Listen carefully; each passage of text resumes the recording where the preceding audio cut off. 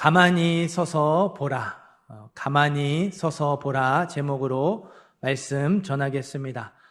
소련의 스탈린이 통치하던 시절의 일입니다.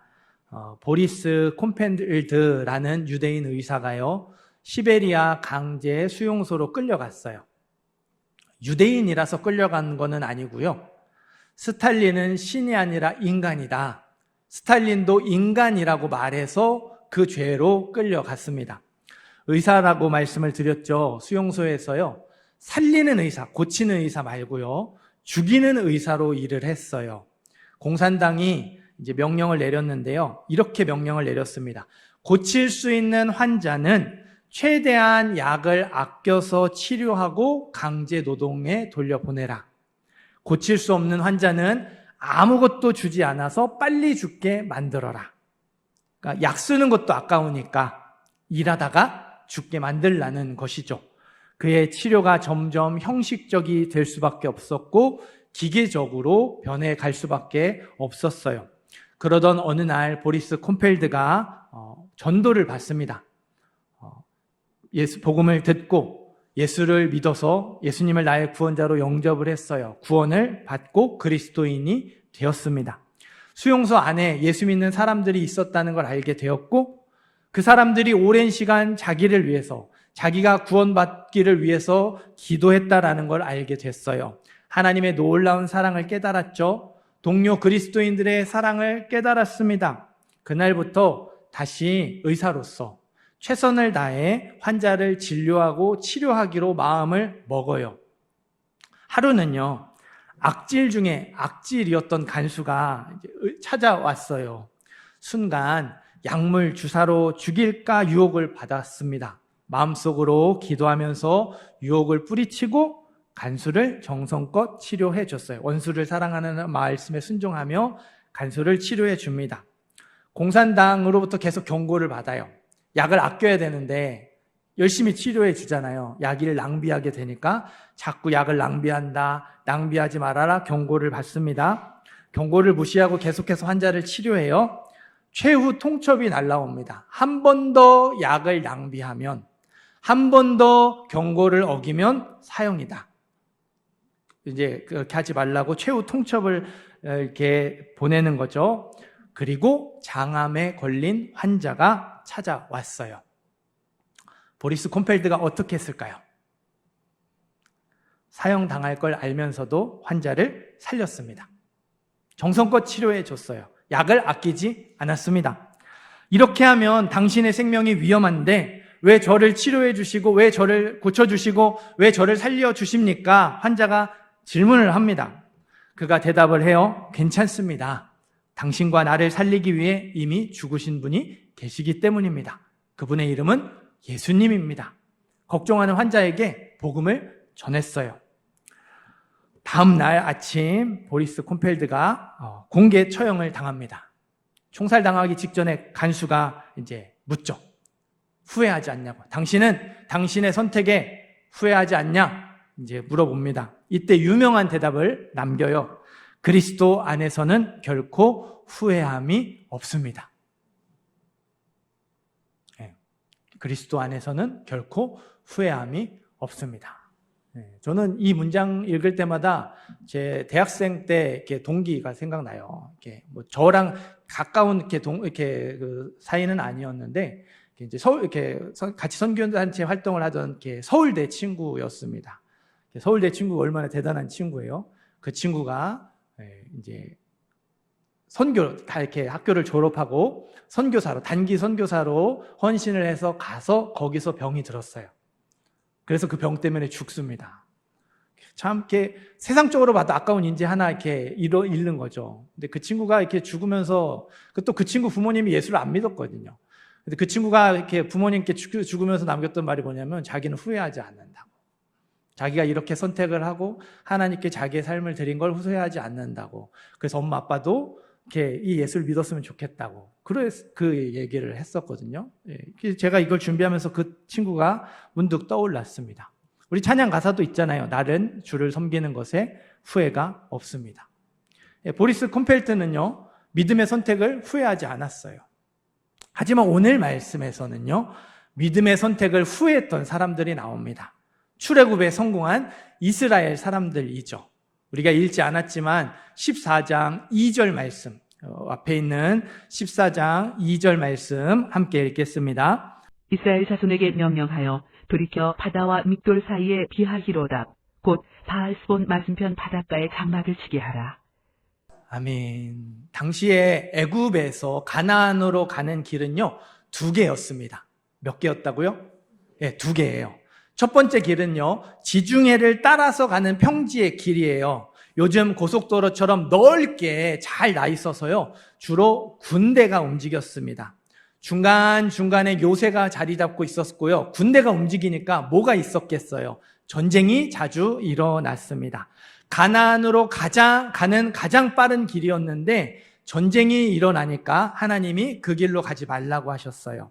두 번째 길은요, 광야를 가로질러서 요단강 동쪽으로 돌아가는 길이에요. 전쟁을 피하기 위해서 상인들이 주로 이용을 했습니다. 첫 번째 길보다 시간이 많이 걸렸지만 가나안으로 가는 가장 안전한 길이었습니다. 하나님이 인도하시는 길은요, 가장 안전한 길, 두 번째 길도 아니었어요. 하나님이 인도하시는 길은 가장 빠른 길도, 가장 안전한 길도 아닌 제3의 길이었습니다. 가나안과 정반대 방향, 남쪽, 광야 남쪽 시내산으로 향해 가는 길이었어요. 왜 이렇게 인도하실까? 고개가 갸우뚱거렸지만 이스라엘 사람들이 하나님 인도하시는 길로 따라갔어요. 이리 가라고 하시니까 갔습니다. 그런데 갑자기 하나님이 가던 길을 멈추래요. 멈추고 돌이키라고 말씀하십니다. 돌이켜 바다와 믹돌 사이에 비하히롯 앞 바알스본 맞은편 바닷가에 장막을 치게 하라고 했죠. 지명, 이렇게 여러 지명이 나오는데요. 지명은 싹 잊어버리시고요. 돌이켜와 바닷가만 기억하시면 돼요. 돌이켜와 바닷가. 돌이켰죠. 영어로는 turn back. 가던 길을 되돌아오는 거예요. 애굽과 점점 멀어지고 있었어요.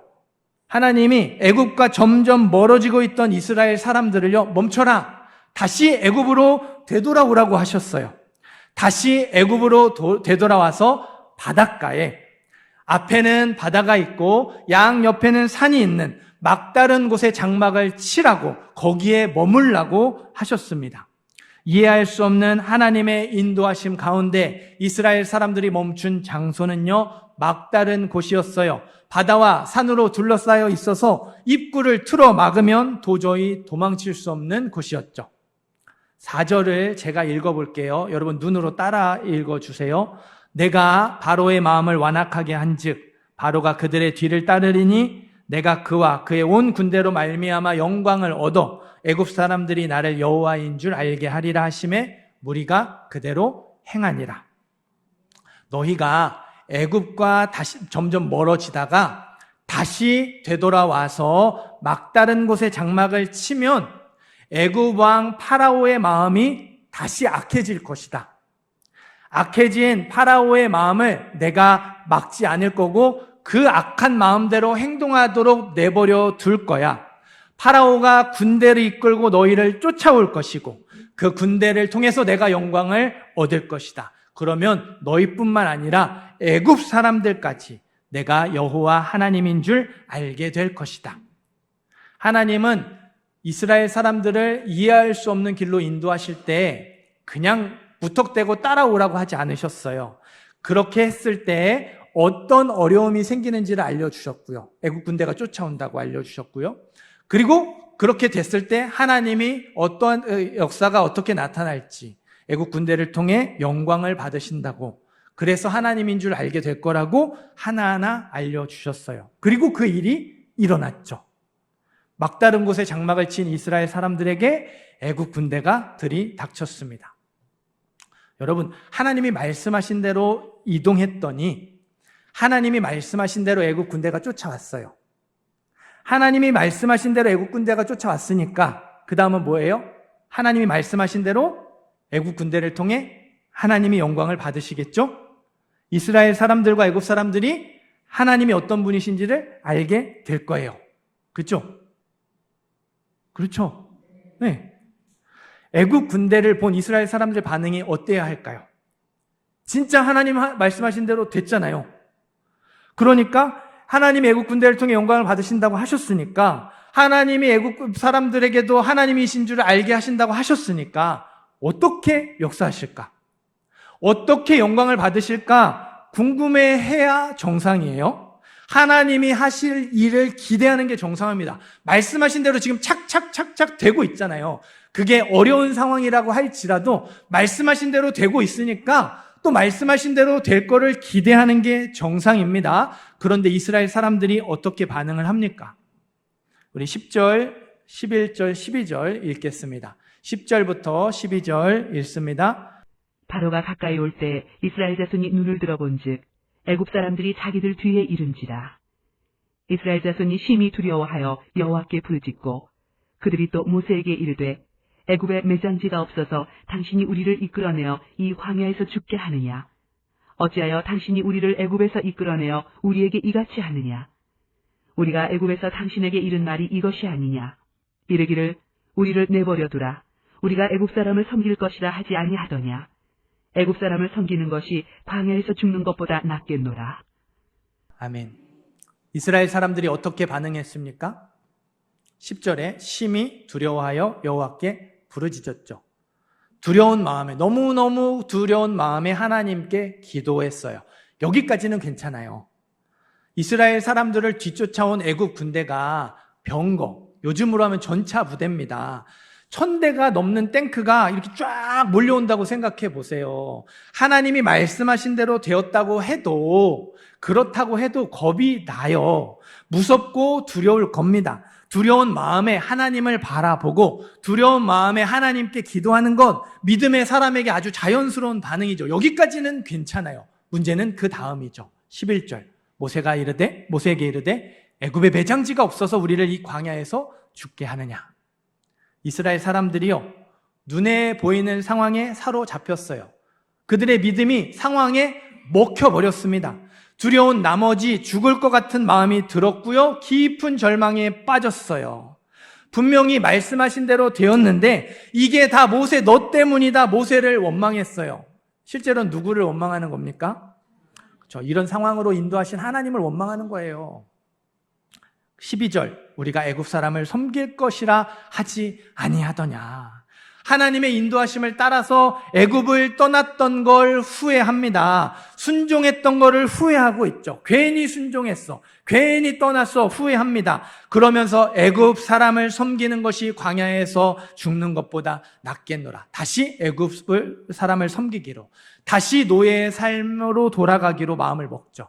믿음을 버리기로 하는 거예요. 하나님 섬기는 걸 포기하기로 마음을 먹는 거죠. 돌밭에 뿌려진 씨처럼 말씀을 기쁨으로 받았지만 뿌리가 없으니까 잠깐 견디다가 말씀으로 인해 환난이나 박해가 찾아올 때 넘어지는 거죠. 다시 믿음이 없는 그 옛 모습으로 돌아가는 거예요. 하나님이 아셨을 거예요. 이스라엘 사람들이 이렇게 반응할 걸. 얼마나 쉽게 믿음을 포기할지를 다 아셨을 겁니다. 알면서도 하나님이 이렇게 인도하셨어요. 어려운 상황에 금방 무너질 걸 알면서도 사방이 막힌 곳으로 인도하셨죠. 왜 그렇게 하셨을까요? 왜 애굽 군대를 뒤쫓아오게 하셨을까요? 13절 말씀 읽겠습니다. 13절 읽습니다. 모세가 백성에게 이르되 너희는 두려워하지 말고 가만히 서서 여호와께서 오늘 너희를 위하여 행하시는 구원을 보라. 너희가 오늘 본 애굽 사람을 영원히 다시 보지 아니하리라. 아멘. 믿음을 포기하고 애굽으로 돌아가려는 이스라엘 사람들에게 하나님이 명령하십니다. 부탁하고 권면하는 게 아니에요. 이렇게 했으면 좋겠다, 이렇게 해야지, 이게 아니에요. 명령, 반드시 하라고, 꼭 지키라고 명령을 합니다. 모세를 통해서 선포된 하나님의 명령은 3가지입니다. 한번 따라해 보시겠어요? 두려워하지 마라. 그 자리에 가만히 서 있어라. 여호와의 구원을 보라. 네, 두려워하지 마라. 그 자리에 가만히 서 있어라. 여호와의 구원을 보라. 명령하셨어요. 애굽 군대를 두려워하는 이스라엘 사람들에게요, 애굽 군대를 두려워하지 말라고 명령을 하셨습니다. 애굽으로 돌아가려는 이스라엘 사람들에게요, 그 발걸음을 멈추고 거기에 그대로 서 있으라고 명령을 하셨어요. 모세를 원망하고 하나님을 원망하는 이스라엘 사람들에게요, 하나님이 어떤 일을 행하시는지 두 눈 크게 뜨고 똑똑히 지켜보라고 명령하셨어요. 이스라엘 사람들이 애굽에서 10가지 재앙 경험했습니다. 어마어마한 하나님의 능력을 경험했어요. 그런데도 너무 쉽게 하나님을 원망했습니다. 우리가 10가지 재앙 그냥 글로만 읽어서 그런데 10번째 재앙이 뭐죠? 장자의 죽음입니다. 요즘으로 치면요, 밤중에요, 모든 집에 곡소리가 나는 거예요. 다 모든 집에 장례가 났어요. 이게 엄청난 기적, 엄청난 이렇게 능력이잖아요. 어마어마한 일이에요. 그걸 보고도 너무 쉽게 믿음을 포기하고 애굽으로 돌아가려고 하는 거죠. 이스라엘 사람들이 아는 유일한 세상이요, 애굽이었기 때문에, 그들이 아는 세상이 애굽이 전부였기 때문에 그래요. 오랜 시간 애굽의 노예로 있으면서요, 애굽에 길들여져 있었습니다. 힘들고 고통스러운 노예의 삶이었지만요, 그게 더 익숙하고 그게 더 편했다라는 말이에요. 말씀에 순종하면서 하나님의 인도하심을 따라가는 건요, 낯선 일, 어색한 일, 이게 어려운 힘든 일이었어요. 이스라엘 사람들 안에 여전히 애굽을 향한 두려움이 크게 자리 잡고 있었습니다. 이스라엘 사람들 안에 여전히 불신앙이 뿌리 깊게 박혀 있었죠. 10가지 재앙을 받지만 그걸로는 부족했어요. 그래서 하나님이 이스라엘 사람들을 막다른 곳으로 인도하셨습니다. 그들 안에 있는 두려움을 떨쳐버리게 하시려고, 그들 안에 깊이 뿌리내린 불신앙을 제거하시려고, 그들이 전부라고 생각하고 그들이 두려워하는 애국 군대를 뒤쫓아오게 하셨어요. 그리고 이스라엘 사람들에게 명령을 하시죠. 두려워하지 마라. 그 자리에 가만히 서 있어라. 여호와의 구원을 두 눈 크게 뜨고 똑똑히 지켜봐라. 우리도 마찬가지예요. 우리 안에도 세상을 향한 두려움이 크게 자리 잡고 있죠. 세상의 눈치를 보며 살아갑니다. 세상의 여러 가지 일들로 걱정하고 살아가죠.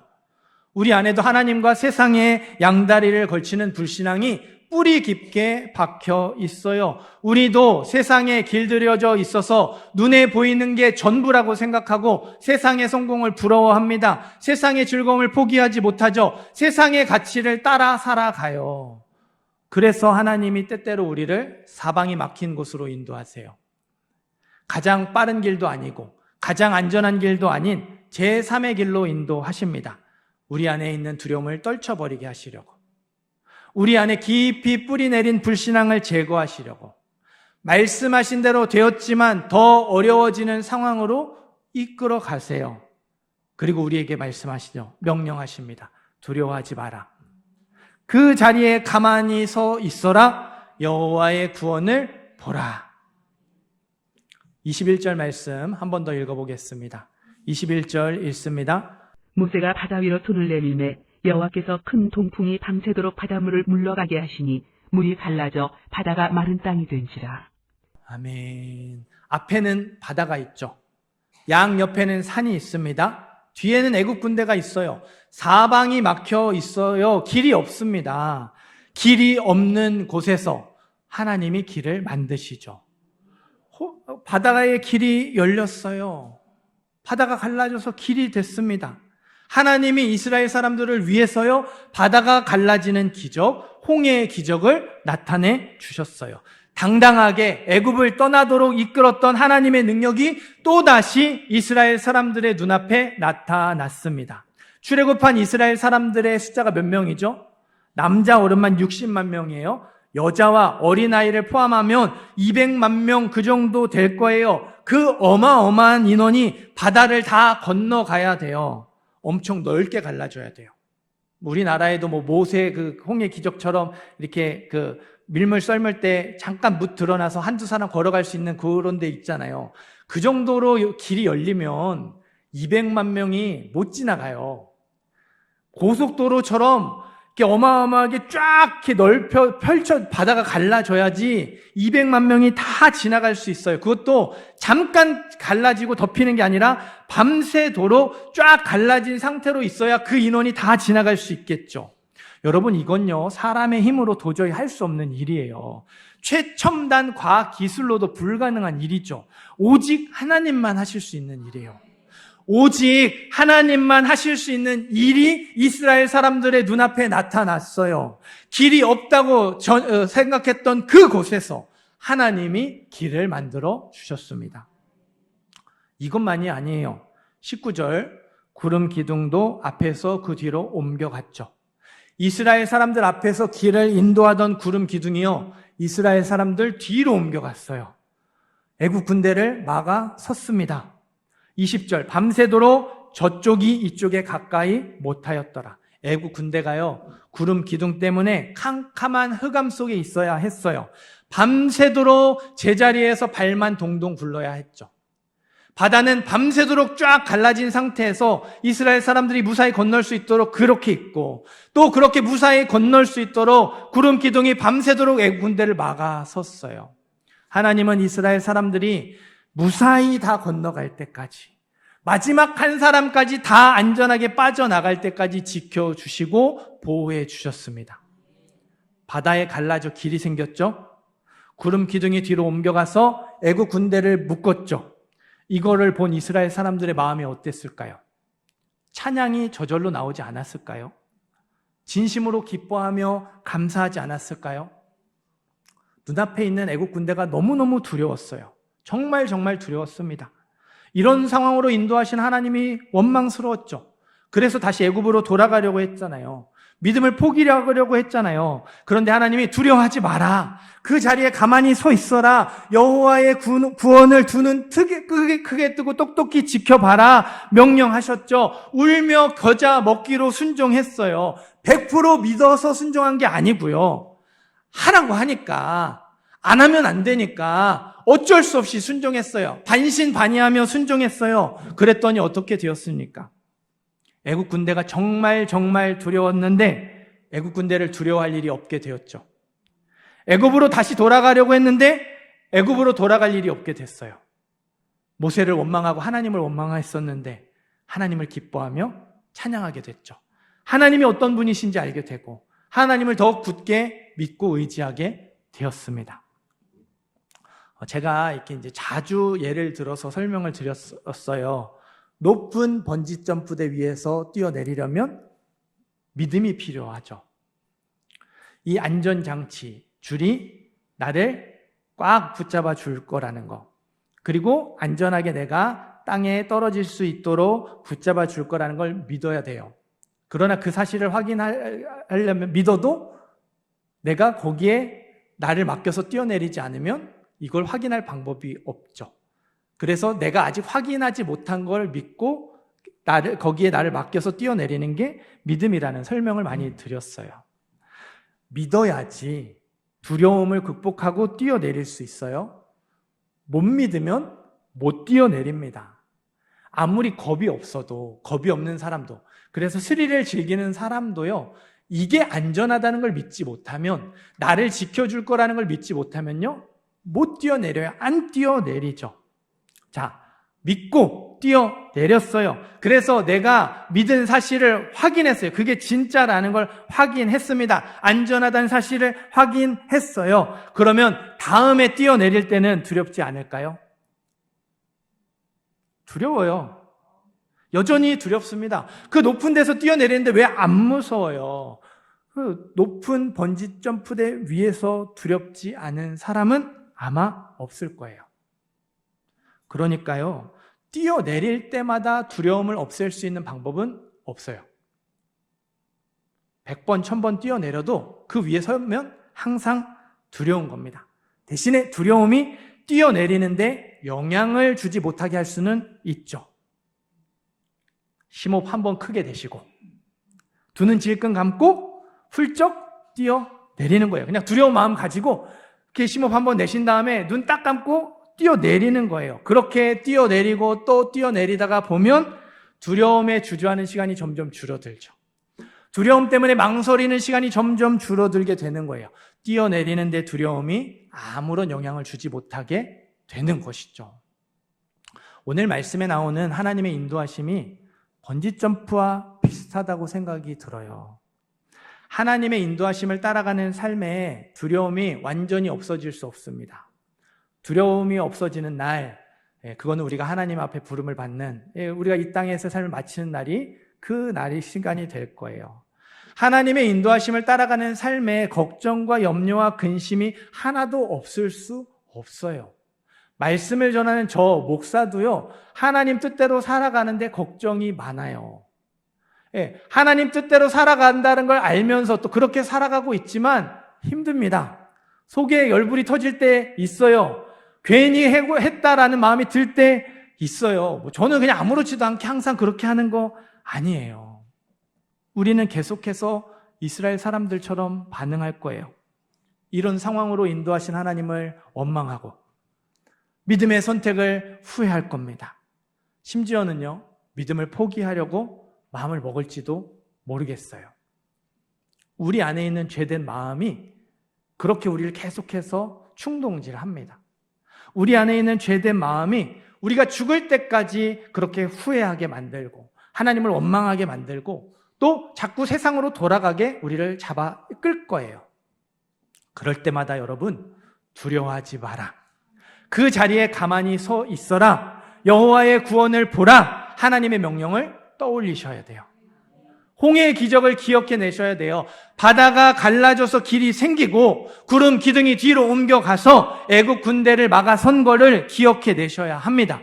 우리도 두려움이 하나님의 인도하심을 따라가는 삶에 영향을 주지 못하게 만들 수 있어요. 우리도 걱정과 염려와 근심이 믿음으로 순종하는 삶을 방해하지 못하게 할 수 있습니다. 어떻게 해요? 심호흡 한번 크게 내쉬고 두 눈 질끈 감고 또 믿음의 발걸음을 내딛는 거죠. 훌쩍 뛰어내리는 거예요. 100% 믿어서가 아니라 51%의 믿음, 반반에서 1% 더한 51%의 믿음을 가지고 순종하는 거죠. 또 한 걸음 내딛는 거예요. 그러면 10가지 재앙으로 부족해서 홍해의 기적을 행하시는 하나님의 인도하심을 경험하게 될 거예요. 51%의 믿음이 52%가 되고 60%가 되고 계속 그렇게 100%의 믿음으로 자라가게 될 겁니다. 내 삶을 하나님께 맡기고 우리 가정을 하나님의 손에 맡기는 거예요. 한 번씩, 한 번씩. 그렇게 그때마다 내가 할 수 있는 한 걸음, 내가 할 수 있는 순종을 하나님께 드리는 거예요. 사랑하는 성도 여러분, 우리가 끝이라고 생각하는 그 순간에도 하나님은 우리를 위해 일하고 계세요. 우리 눈에 안 보일 뿐입니다.